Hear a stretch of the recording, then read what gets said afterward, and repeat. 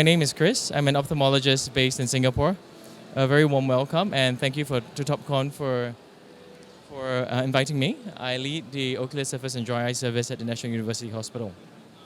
These are my relevant financial disclosures. I'm receiving an honorarium from TopCon Medical for this talk. I was otherwise given full autonomy in creating this slide deck, and all other commercial relationships have otherwise been mitigated.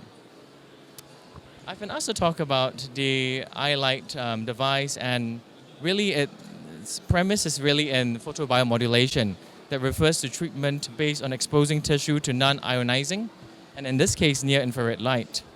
Its mechanism of action has been postulated to work through the absorption of light by chromopores of organelles, underpinning the cellular response, and mitochondria are widely regarded as likely initiation sites for the subsequent reactions in the cell itself. Upregulation of transcription factors, such as hypoxia-inducible factor, is also a postulated matter. HIF-1 alpha has been recognized as a neuroprotective factor in cerebral and also retinal diseases. And in HIF-1 alpha knockout mice, normal lacrimal gland morphology was otherwise lost when dry eye disease was induced in these mice, with resultant SNSL apoptosis. And therefore, it's postulated that expression of HIF-1 alpha activates autophagy signals to prevent further SNA damage and to maintain normal lacrimal gland function. It's me being super critical, but for treatments delivered by systems that rely on light-emitting diodes, some level of exogenous local heating may occur. We do know that heating is a mechanism with which some of our in-office treatments, such as vectored thermal pulsation, works. However, through the various cases that I would like to talk about today, I hope to demonstrate that photobiomodulation and its effects do extend way beyond the heating mechanism that we've just spoken about. So I've just gotten an error that's come on my... okay, that's fine. Good. So there is an expanding list of protocols for a range of conditions for the iLight device that includes meibomian gland dysfunction, dry eye disease, Sjögren syndrome, blepharitis, chalasia and sty formation, rosacea, promoting of healing post-blepharoplasty, and optimization of the ocular surface for surgeries. We do know that there are advantages to the machine that includes the fact that the device is very safe, it's pain-free, it affords minimal downtime for our patients, the effects are independent of the operator, unlike the use of devices such as IPL, for instance. It's a relatively short procedure and has a range of indications that are gradually expanding. It is also relatively cheaper to run compared to other alternatives on the market. And the beauty of this treatment is that there's really little to no downtime. If you do not recognize myself, that's me in the middle. And this is snaps of myself and two of my surgical colleagues who see me in my consultation rooms. And they're undergoing treatment at lunchtime in between their consults and cases. And what patients do experience. And there is a machine over there, and I do encourage the audience here to try the treatment if you're interested. What patients do experience is a slight discoloration of their vision following treatment for a couple of minutes, and they're right back into their day-to-day hustle once this resolves. So I'd like to start by sharing the first of two cases. The first case involves a 5-year-old female with blepharokeratoconjunctivitis. This was an off-label use, but our hand was forced in this case to try to use this device. So she was referred to myself by the Pediatric ophthalmology team. The team has struggled to wean her off her topical steroids throughout the course of her treatment. And looking at the patient's electronic records, the patient was first documented to have possible blepharokeratoconjunctivitis in November 2022. She was co-managed by a private pediatric ophthalmologist who had given her drops for her first flare. Parents were not really sure what the medication that was administered was. It was likely steroids. She then presented in April 2023, having seen her private ophthalmologist several times, who commenced her on steroids in between the appointments and ran out of medications a week prior to this appointment, with recurrence of eye redness noted by my colleagues. This had improved on review several weeks later in May, with a taper of her steroid drops attempted by the treating clinician. At her scheduled review in August 2023, she was noted to have flared shortly after tapering off her drops, with advice from the previous consult, and steroid drops were restarted by a private ophthalmologist. She had again flared 2 weeks prior to this review, and unfortunately, you get the hang of things. Steroids were started, right? And she was tapered. And she was then referred on to myself in October 2023, and she had been a week of steroids. So If we look at the timeline itself, since November 2022 all the way to October 2023, there were very, very few snippets of time in which she was actually steroid-free, and steroids were used to control her disease process. And when I saw her, and when she was sent to myself for consultation, the treatment included the use of cyclosporin drops, a preservative-free lubricant, and she had been advised to perform lid wipes and warm compress, but it was harder to get her to move. It was probably easier for her mom to move Mount Everest, as her mom said, than to get her to use the lid wipes and the warm compresses. And this challenging control was not from a lack of trying by my colleagues. She had tried both systemic and topical treatment, including oral azithromycin, lid cleaners, olapatadine, as there was some suggestion of a possible allergic component due to reported itch, topical fusidic acid to reduce the bacterial load on the ocular surface, and a strong reliance on the use of steroids. So when she saw me, her vision was 67.5 best corrected. There was a left lower lid chalazion that was resolving. The surface was otherwise reasonable, with sequelae of previous episodes of inflammation seen in the right eye and a few punctate epithelial erosions in both eyes. On questioning, her parents did report several episodes of chalazia formation leading up to this consult. And these are some of her images demonstrating the presence of chalazia, meibomitis, anterior blepharitis. The presence of a corneal stromal scar can also be seen in the bottom left-hand image of the screen. Apologies that these aren't really great images, but we really did try, and she was quite a squeamish kid. So we had a very long discussion with her parents, and they were exhausted, and understandably so. Financially and time-wise, it was a huge commitment due to the repeated episodes and the need for frequent doctor's appointments. They were not keen on further topical steroids. They were agreeable to repeating a course of oral azithromycin and also topical cyclosporin twice daily, in addition to a cellulose-based lubricant. Her parents were very interested in exploring in-office treatments, although I was uncertain at that point in time if the patient would be able to tolerate these. I told them, well, we can try microblepharal exfoliation and photobiomodulation, but did warn them that she may not like it first, and two, this was off-label use. So she poorly tolerated BlephX, but it was quite amazing that she was able to tolerate the first session of iLight like fish to water. And at her second treatment, 2 weeks after the first, her parents were amazed that she was able to be maintained on this current regimen for so long. She had not gone for a period of more than 2 weeks without the need for steroid use. And this is her at session 2 and session 3. At the end of session 1, I was really amazed, and I asked Dad and Mom whether I could take a photo of her. And I love how she wore this lovely shirt that said "Love to Sleep," especially for that. And for those of us in Asia, she's got her little cho-cho, and that she brought, and she climbed up to the bed immediately. And we can also see her insisting to be patted to sleep by her dad here. So, it's really comfortable and experience for her. The mask was not super fitting, but we made it work. I reviewed her 2 weeks and 2.5 months after the last iLight session. There was no recurrence. The ocular surface had improved, and she's undergoing ongoing treatment with cyclosporin twice a day to both eyes, lubricants, and I'm due to see her in 3 months' time. These are some snaps taken 2.5 months out of her last treatment, and the effect was sustained off steroids. So in brief, blepharokeratoconjunctivitis refers to chronic eyelid inflammation associated with secondary conjunctival and also corneal involvement. The disorder has a wide range of clinical manifestations, and is reported to be more common in South Asian and also Middle Eastern countries. It is thought to be driven by a bacterial colonization of the conjunctiva and the eyelids, where release of inflammatory cytokines destabilizes the tear film via free fatty acid formation via bacterial phospholipidases. Inflammation may also result from a delayed type 4 hypersensitivity reaction to bacterial cell wall antigens or direct toxic effects of staphylococcal exotoxins. Affected patients also likely possess an immunogenetic susceptibility to disease. The next case that I'd like to share involves a 76-year-old female with marginal keratitis. She had undergone phacoemulsification surgery a month prior and presented to my colleagues with eye redness and pain, was documented to have a 3 mm epithelial defect close to the limbus with no overlying infiltrate and no anterior chamber activity involved in the operated eye.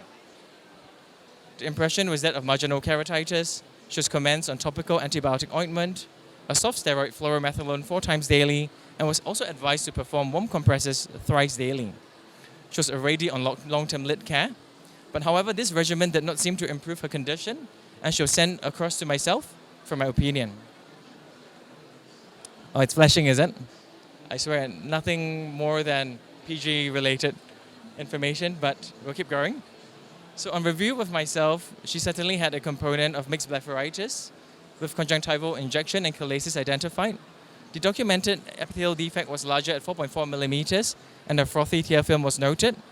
So this collage of images demonstrates some of the findings, the presence of mixed blepharitis and also marginal keratitis, with the previously mentioned epithelial defect lighting up very beautifully with fluorescein. And that frothy tear film is also seen in the top right-hand corner of the screen from your perspective. She was agreeable to trialing the iLight device on the same day, but declined microblepharoexfoliation. I added oral doxycycline to her regimen and also had her continue her antibiotic ointment and soft steroids and planned for her review in a week.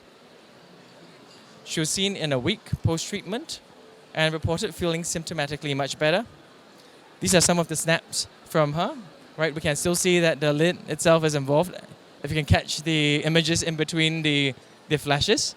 But otherwise, the corneal sort of epithelial defect had otherwise nicely healed up. We also performed mammography for her that demonstrated a very mild fallout of the meibomian glands in both eyes with a fairly respectable non-invasive tear breakup time.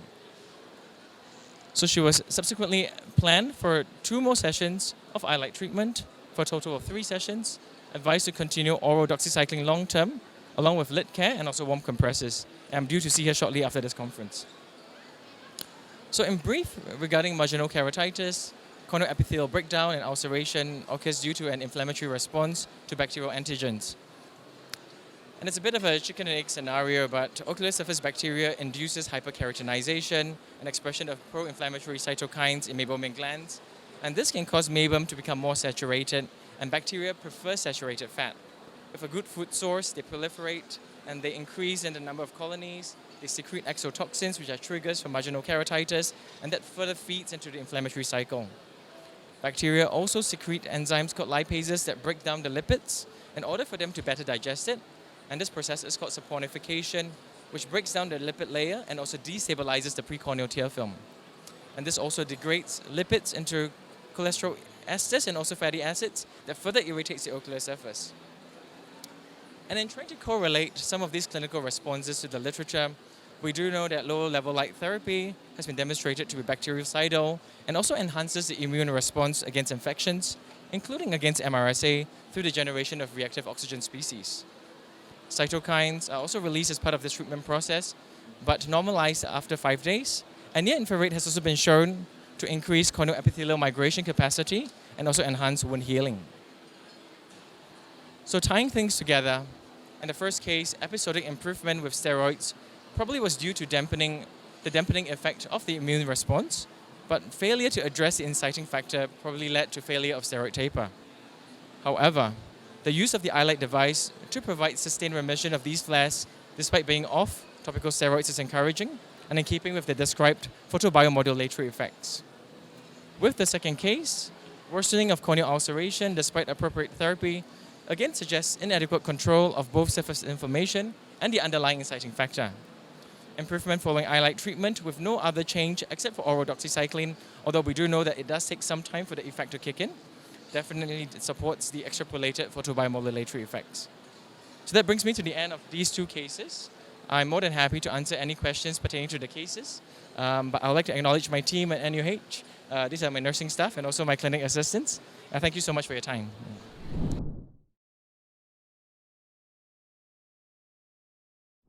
So first of all, good afternoon. Thanks to Topcon and Espansione for the kind invitation to contribute this evening.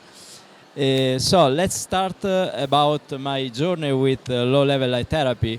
And Dr. Chris before talked about the technology, the mechanism of action, and some indication also in pediatric population. I will show you my journey with this technology. I started combining LLLT treatment with IPL, like reported in several articles published in the literature. Then I compared LLLT versus IPL, and afterwards I continued to use only LLLT in my patients. And then we moved from in-office treatment to at-home treatment. And finally, we moved from dry eye treatment to dry eye prophylaxis. I will show you all this path. So, as I said before, this technology was born in combination with IPL. And several papers described the efficacy of both techniques employed together. This is one study published in the literature where 94 eyes of 47 patients were enrolled. And as you can see, using both the technology together, ocular substance disease index improved. The same was also for breakup time and for meibomian gland expressibility. So symptoms and signs of dry eye improved thanks to LLT plus EPL. This is another study from Italy in more severe cases of dry eye. So dry eye secondary to Sjögren syndrome, so hyposecretive dry eye disease. Also, this kind of patients had a good response to the combined treatment. This is another paper. As you can see, several hundreds of eyes treated with this combination therapy, and you can see the positive outcomes of the procedure. But what we did was to compare the two techniques in order to understand which technique was able to provide the best benefit to the patient. And this was published last year on cornea, where we published the results from this prospective randomized comparative study. We compared 40 patients with dry eye and treated 20 of them with LLT and the remaining 20 with IPL. The disease was meibomian gland dysfunction, so the most common subtype of dry eye disease.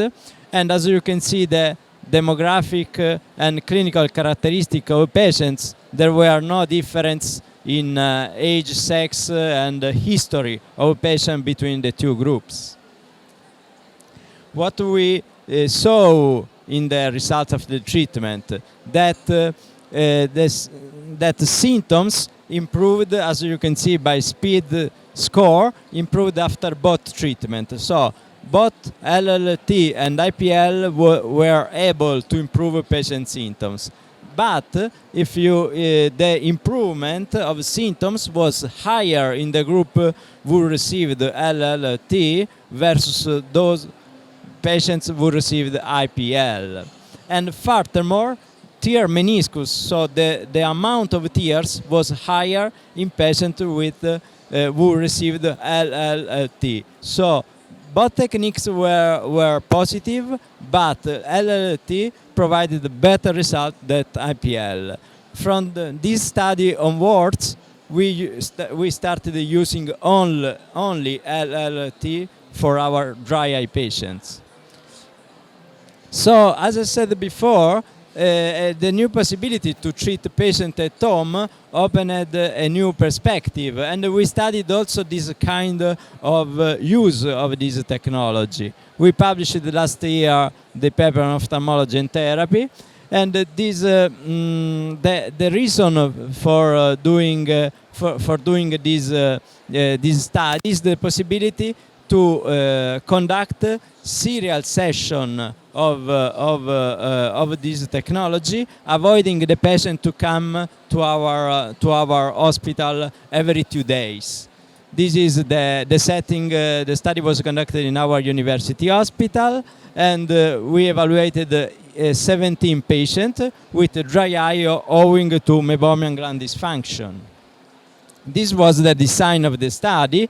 So at day 0, the patient came to our hospital. We did a diagnostic workup. We did the first session with the mask, showing to the patient how the mask works, and then give the mask to the patient. On day 2, day 4, and day 6, the patient received the treatment at home under our control, because we can upload in the mask in the machine just the treatment that we want that the patient conduct. So only 3 treatments in these cases. And then 1 week later, the patient came to the hospital with the machine itself. What the technology provided improvement in non-invasive breakup time, improvement in tear meniscus, and improvement in symptoms. So all the main signals and symptoms of dry eye improved after this kind of treatment. So for which kind of patient we can address this kind of treatment, this at-home treatment? For example, for preparative patient, for patient who has to receive a surgery, we can do the machine 1 week before. The patient receive serial session of this treatment, and then at the time of the surgery, he can come to the hospital, giving back the machine itself. But the last scenario in which we studied the technology was that, as I said before, dry eye prophylaxis. So no more treat dry eye, but also treat dry eye, but also try to avoid the occurrence of dry eye disease. We published a few months ago in British Journal these results, and this is a prospective, randomized, double-masked, controlled clinical trial. We know that the occurrence of iatrogenic dry eye still represent an unmet need in ophthalmology, being the main postoperative cause of patient unsatisfaction. And there are a lot of risk factors, and we all know the symptoms that the patient refer to us in our office. So this is the setting of the study, our university hospital. We included in this study only otherwise healthy patients. So we did not treat patient with dry eye, but patient with a healthy ocular surface in order to avoid the onset of a complication after the treatment. So all previous dry eye disease, previous ocular surface disease, other comorbidity, other surgeries in the same and in the contralateral eye, all these were exclusion criteria. We treated only healthy patients.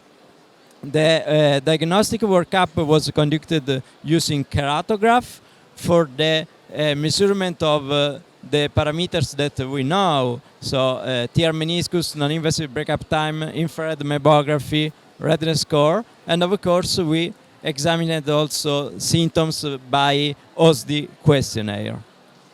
This is the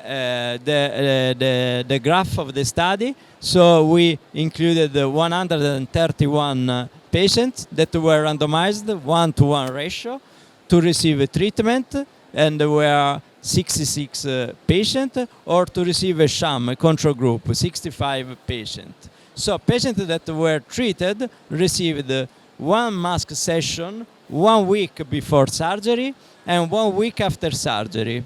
While in the control group, patient received a sham mask. What it does mean? That they received the treatment with a lower power amount, lower than 30% of the normal. That is a dose that has no efficacy, but it was useful for masking for both operator and patient the treatment. This was a real sham that that allowed us to do a double-blind clinical trial.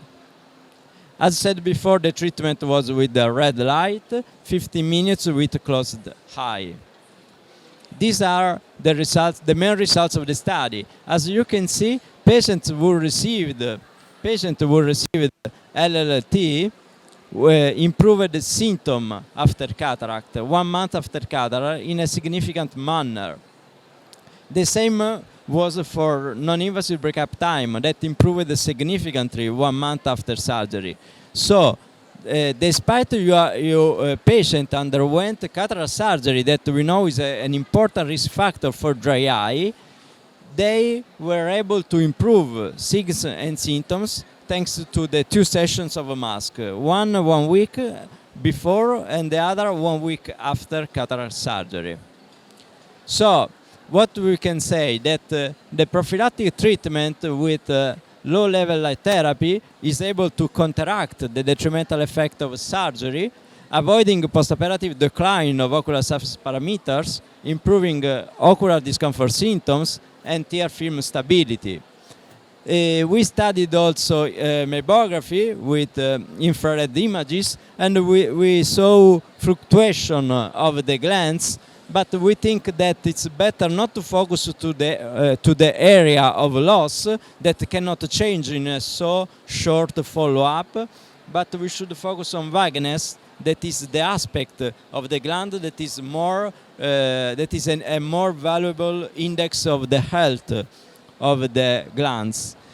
What about limitation? We use the OSD score that we know include visual tasks. In some questions, visual tasks are involved, so it can be a bias in patients receiving cataract surgery that we know improve visual function. So this could be a bias. The other is limited follow-up duration. We included the patient and evaluated them 1 month after cataract surgery. We know that the symptoms and things of dry eye disease can occur even after 3 months after surgery, so maybe an extension of the follow-up up to 3 months could be very useful. So to conclude, low-level light therapy is a non-invasive, well-tolerated technique that reduces postoperative dry eye sickness symptoms when used both alone or in combination with intense pulsed light. We can use also at home this technology in a more comfortable setting, for example, to optimize the patient who have to receive cataract surgery or refractive surgery, for example. Last but not the least, patient will receive low-level light therapy before and after surgery show significant better symptoms and things in terms of tear stability compared to those who do not receive the mask. Thanks for the attention. How many years have you used this machine for the dry eye patient, and how about the maximal time that you have used for your patient?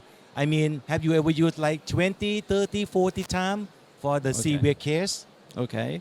Yeah, I used the device, I think, about 4 years ago.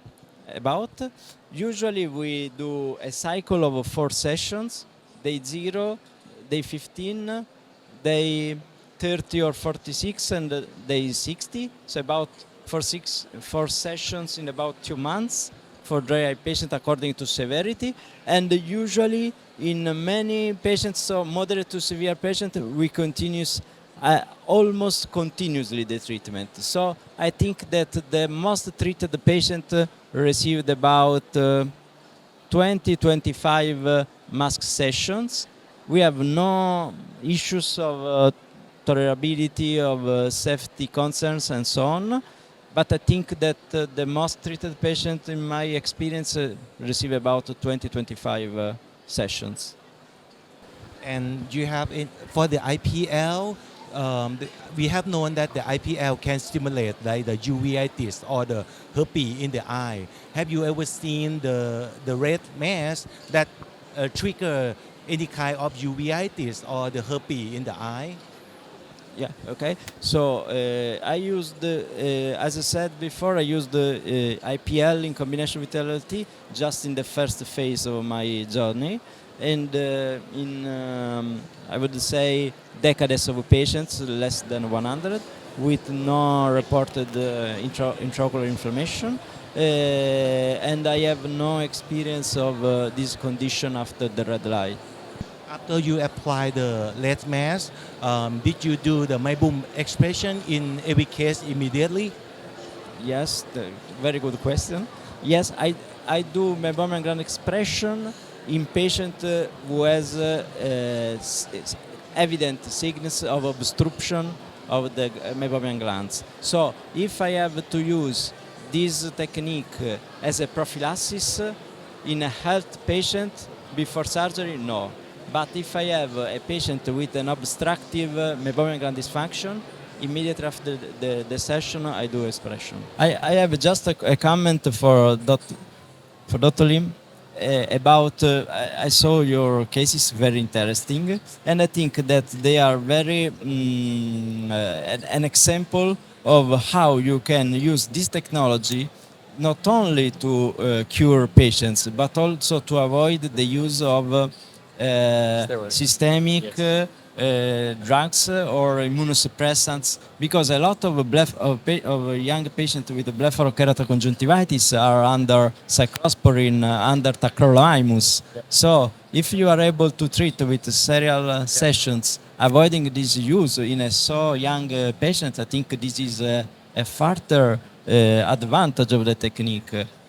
Not only the results, these are very beautiful, but you have these results avoiding or limiting the use of these immunosuppressants. Yep. So thanks very much. I think it's really important to realize that when we prescribe medications for our patients, there's always side effects, adverse effects, and we prescribe steroids so readily in young children, but there's always that risk of long-term cataracts. There's the risk of steroid-induced glaucoma. And sometimes, unfortunately, even if we stop the therapy, these effects are permanent. I chose these two cases because I think they were prime cases that demonstrated the fact that we've really exhausted our entire armamentarium of tools, but the iLight was a useful adjunct that came into play that allowed us to keep our patient off steroids and ultimately allowed the patient to be maintained, and the treatment itself is safe, it's effective, right? It's slightly onerous when it comes to the number of sessions, but compared to the number of sessions that the patient was having, and those sessions that I showed on my slide earlier were only sessions where the patient presented to the public hospital. The patient was going to the private ophthalmologist because they ultimately could not get early access to us, and that was very frustrating for them. Yes, thank you. Just another comment, quick comment. The yellow mask and the blue mask, how powerful it is.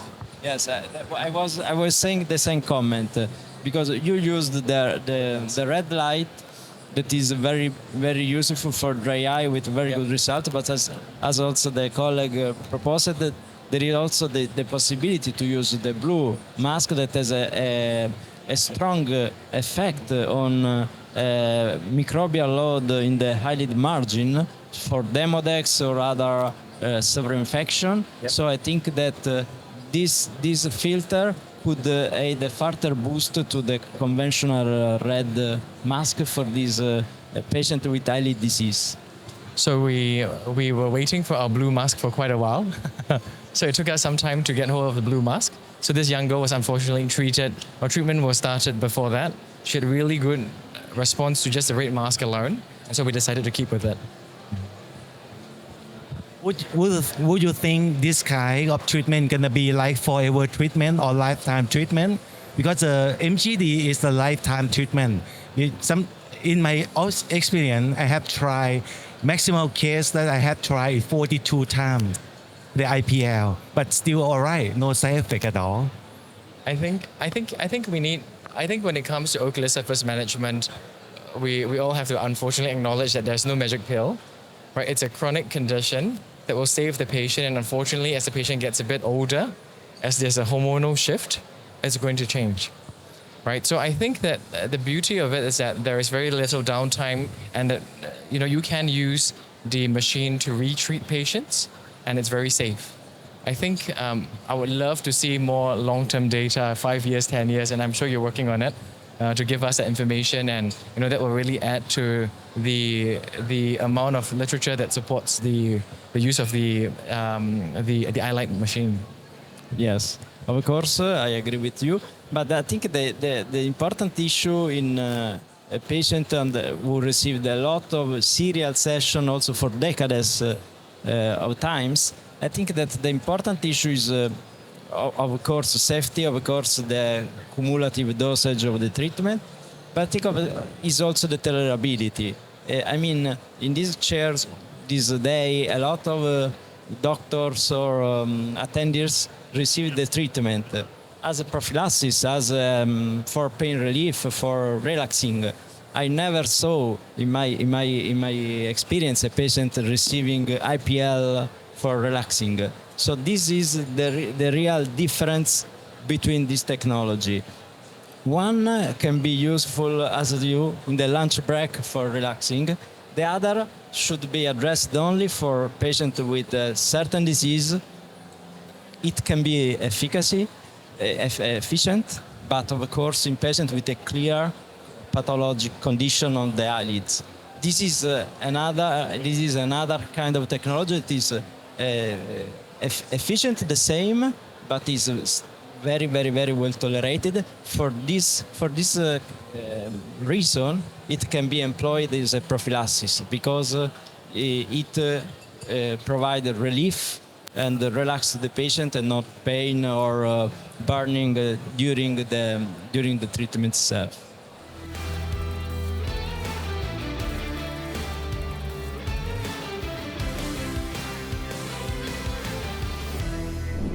The iLight device helps to feed a very niche area. We do employ a step-ladder approach when it comes to dry eye treatment. And we do have a range of in-office treatments that currently exist. But the beauty of the iLight treatment is that it helps us treat patients with very little downtime. It's safe, it's effective, and many patients do experience a significant improvement even after one session. They can run from anywhere between 12 to 17 minutes. It combines the use of a low-level light treatment in addition to intense pulse light, of which the former is probably the predominant form of treatment. And most adults do find it comfortable, but as discussed in the earlier case studies, we do have young kids that have used it with no problems and have adapted very well to it with amazing sort of clinical effects. And with kids, it's really hard to obtain compliance pertaining to certain treatments such as lid cleaning or warm compressors. It's really, I think, an amazing thing where you have the kid come on, grabs the mask, puts it on themselves, and subsequently, it just keeps the mask on for a good 12 to 14 to 17 minutes.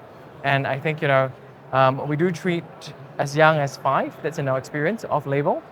But then again, it was really a push-come to shove method, and it has to be done in discussion with the patient's guardian or parents to ensure that they're all on board in terms of understanding the indications for treatment. Currently, modern cataract surgery has reached a very high standard. We are able to give 20/20 to all patients with very performant intraocular lenses, but still ophthalmologists faced with the problem of postoperative dry eye disease. So what we can have with this technology, and we published a paper on British Journal a few months ago on this topic, is to treat the patient before surgery in order to avoid the occurrence of this complication after surgery. Because usually we treat only patient who has a certain disease. With this technology that is well tolerated, it is pain-free, I think that we can treat also healthy subjects in order to maintain their healthy status, avoiding postoperative or other complications in the future. In the future, I think that this technology could be employed in a lot of ocular diseases. This technology is that currently works very good in ocular surface diseases, could be translated in other structures of the eye, since the technology is transversal and can work in all the target tissue, so from the cornea to the retina and beyond.